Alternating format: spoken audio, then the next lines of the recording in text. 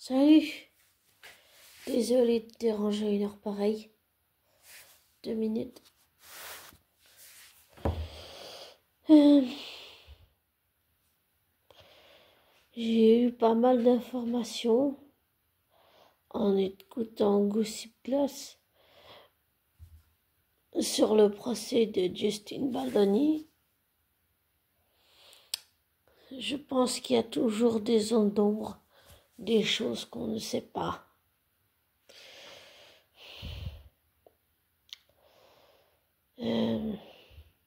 Mais c'est pas de ça que je voulais parler, mais c'est pas grave. Je voudrais revenir sur une réflexion que j'ai faite il n'y a pas longtemps, où je me posais la question plusieurs fois, pourquoi il y a un acteur que je veux rencontrer. Et je me suis posé la question, est-ce que c'était pour les mauvaises raisons? Les mauvaises raisons, c'est parce qu'il est connu et parce qu'il est célèbre, parce que c'est quelqu'un de connu. Ensuite, je me suis reposé de nouveau la question, est-ce que c'était pour les bonnes ou les mauvaises raisons que je voulais rencontrer cet homme? Et j'ai réalisé, en discutant avec une amie aujourd'hui, que je veux rencontrer pas l'acteur, mais l'homme, et que avant tout, pour moi, c'est un être humain. Pour moi, il est monsieur comme monsieur et madame tout le monde, et que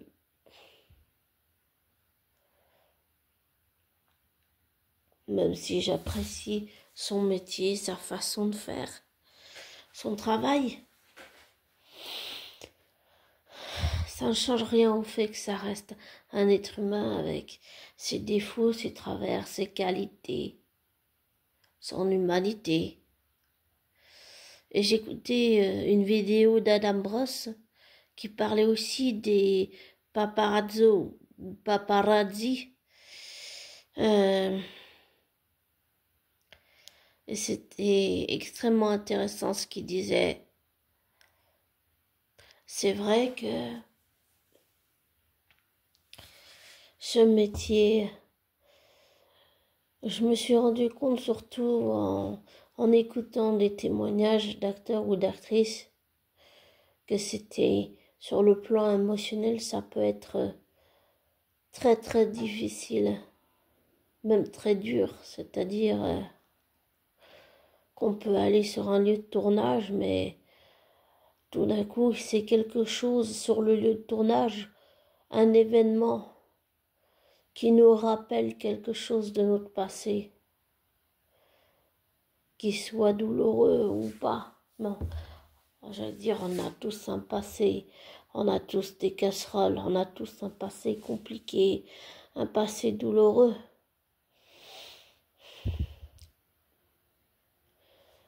Et je me suis rendu compte en discutant aujourd'hui avec cet ami, dont je ne dirai pas le nom pour préserver et respecter son anonymat, je suis désolée. J'ai discuté avec cet ami et je me suis rendu compte que je voulais vraiment rencontrer cet homme. Et c'était pas l'acteur que je veux rencontrer. C'est l'homme, c'est l'être humain. Mais j'ai conscience qu'en vrai, je ne connais pas réellement qui est cette personne. Et tout ce que je sais, c'est parce que je le sais, je l'ai écouté dans ses interviews, c'est tout. Mais j'ai surtout compris que cet acteur, s'il a fait des interviews où il parlait de sa vie, c'était pour ses enfants qu'il l'avait fait, mais que c'est pas quelque chose qui referait, c'est pas quelque chose dont il a l'habitude. Et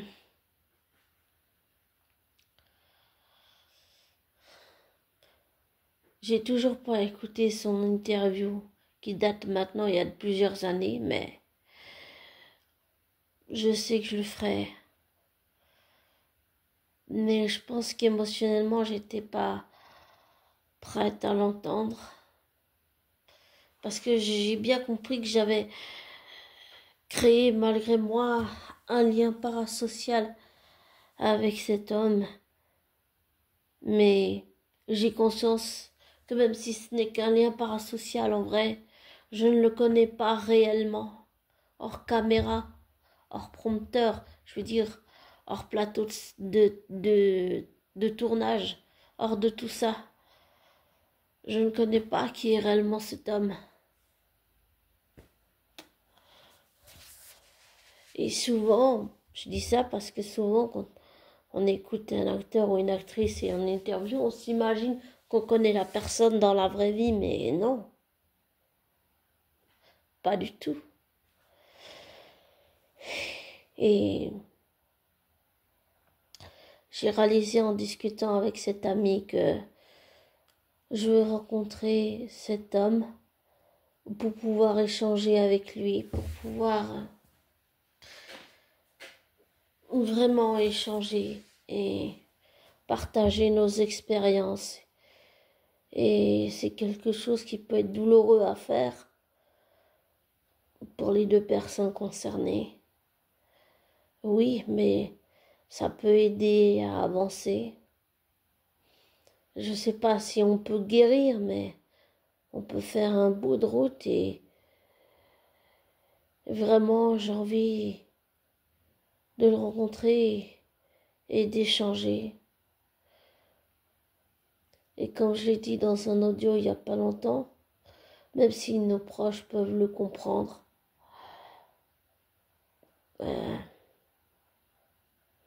souvent la personne qui a vécu la même expérience que nous, plus nous comprendre, même si les proches nous comprennent, la personne qui a vécu la même expérience que nous va comprendre mieux les choses et on peut partager avec cette personne l'expérience, même si elle est similaire mais différente. Et j'ai compris que je veux rencontrer cet homme. Avant, je pensais que c'était que je veux le rencontrer pour pouvoir parler, pour pouvoir échanger. Mais au début, je pensais que c'était pour les mauvaises raisons. Je pensais que je voulais le rencontrer parce qu'il était célèbre, parce qu'il était connu avec la série Once Upon a Time dans le rôle de comment il s'appelle déjà, Rumpelstiltskin. Je pensais que c'était ça.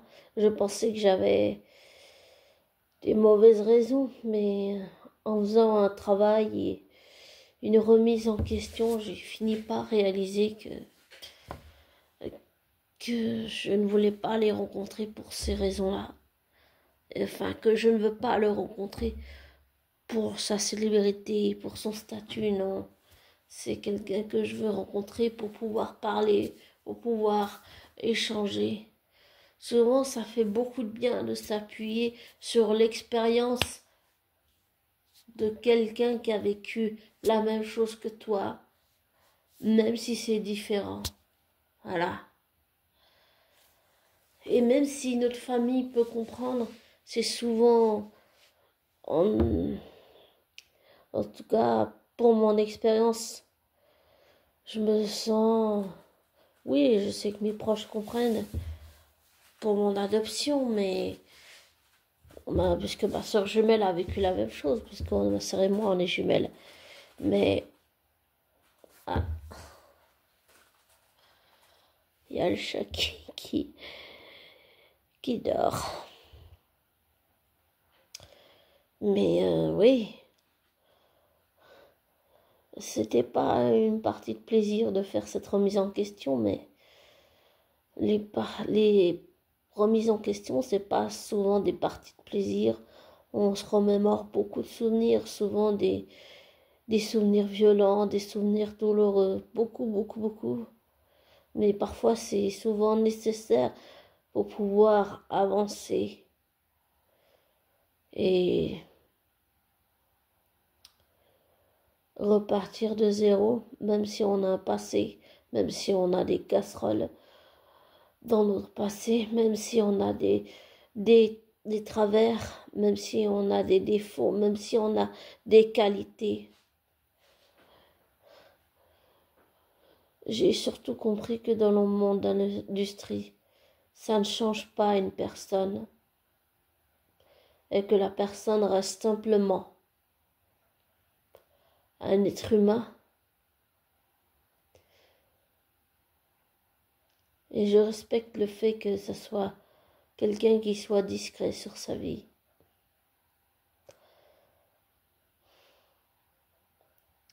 J'ai aussi beaucoup fait un travail pour apprendre à composer avec ce lien parasocial qui m'est plutôt, j'allais dire très désagréable.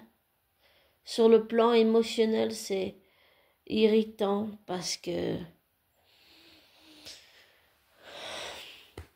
l'abandon, c'est pas un sujet qui est facile d'en parler. Et comme je leur dis depuis le début, j'ai conscience que même si je fais le parrain social avec cet acteur sur le fait qu'on a vécu une expérience, et là je parle pas pour ma soeur jumelle parce qu'elle aime pas que je parle pour elle, alors je parle pour moi, mais pardon, mais de mon point de vue, enfin pardon pour moi, ok, enfin, mais j'ai conscience que même si j'ai ce lien parasocial avec cet homme, je ne le connais pas réellement en vrai, hors caméra. Je veux dire quand le masque tombe et que tout se révèle. Hors prompteur, hors caméra, hors plateau de tournage.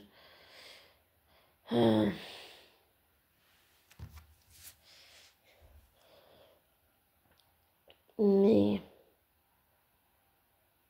est-ce qu'on en a tous conscience de ça? C'est pas parce qu'on se sent proche d'un acteur que cette personne nous connaît ou qu'on connaît cette personne. Il ne connaît pas, on ne le connaît pas. C'est deux étrangers, deux inconnus.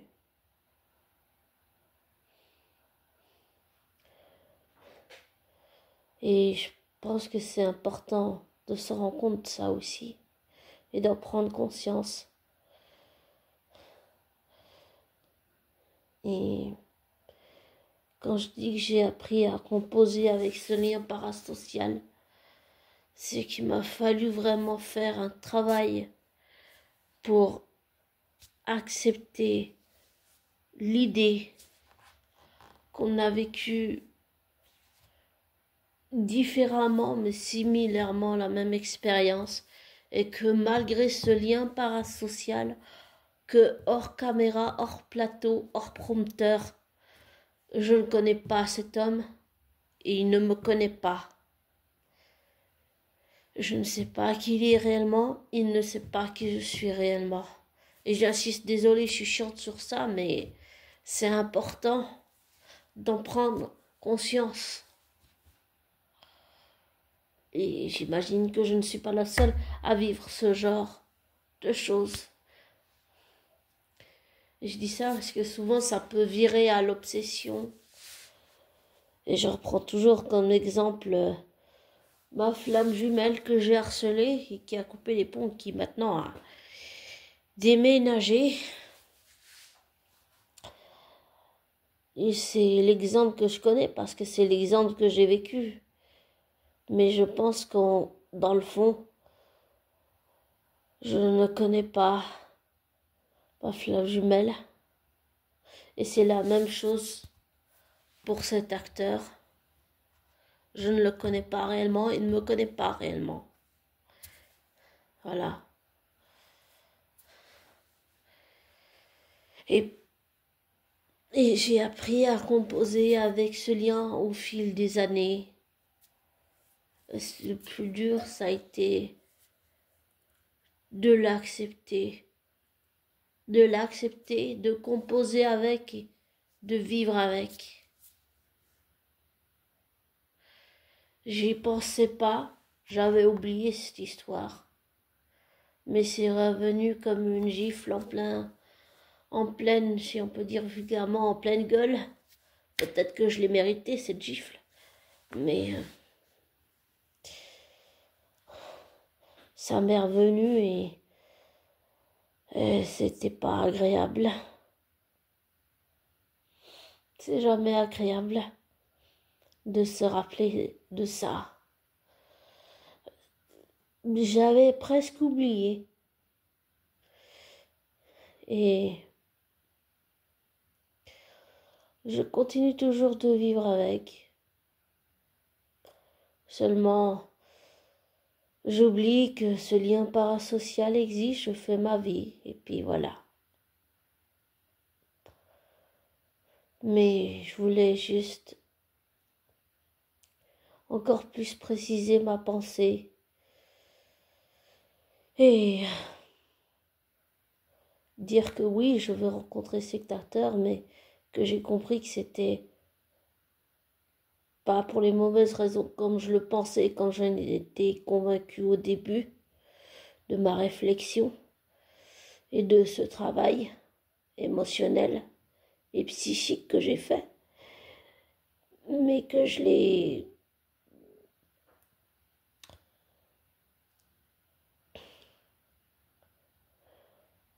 occulté et que c'est revenu me rappeler ce lien parasocial avec cet homme. Et alors oui, c'est pas très agréable, mais ça ne veut pas dire que je n'apprécie pas cette personne. Mais j'ai conscience que hors caméra, je ne le connais pas en vrai. Et désolée pour m'avoir un peu enrouillée, mais c'est pas volontaire. Enfin.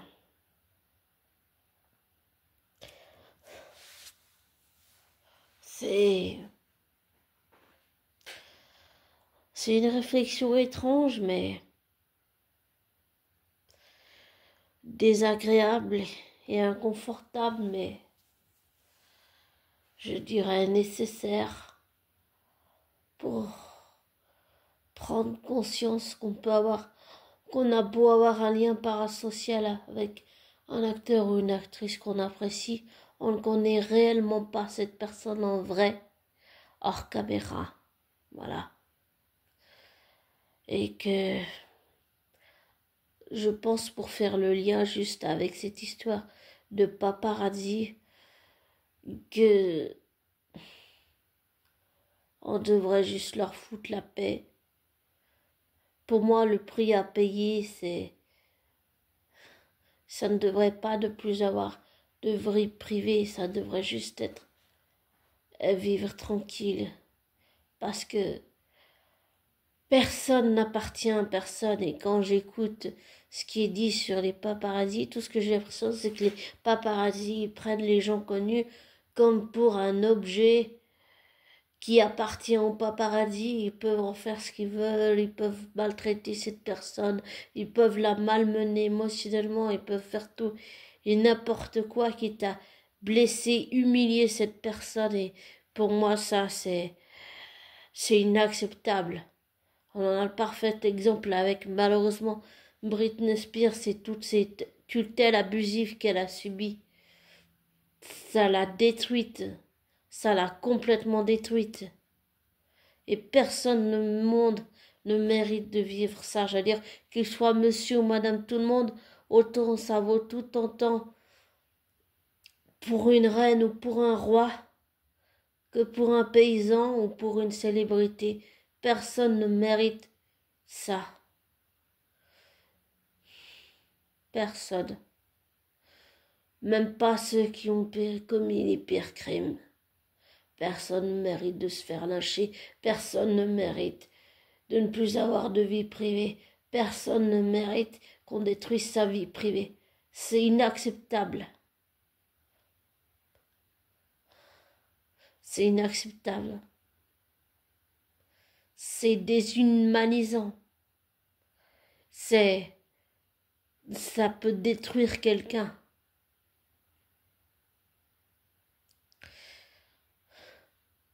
Et désolé, mais je suis bien contente que les paparazzi aient moins de travail maintenant. Comme ça, les personnes connues peuvent être un peu plus tranquilles.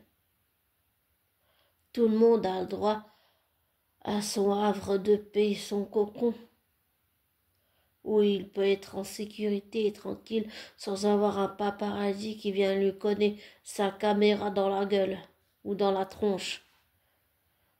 Personne ne mérite ça. Et je pense que quand je dis que personne n'appartient à personne, ça veut dire que les gens connus n'appartiennent pas au paparazzi et qu'ils ne devraient pas les harceler ou prendre des photos volées et toutes ces choses-là. Ils devraient juste les laisser tranquilles. Et puis voilà.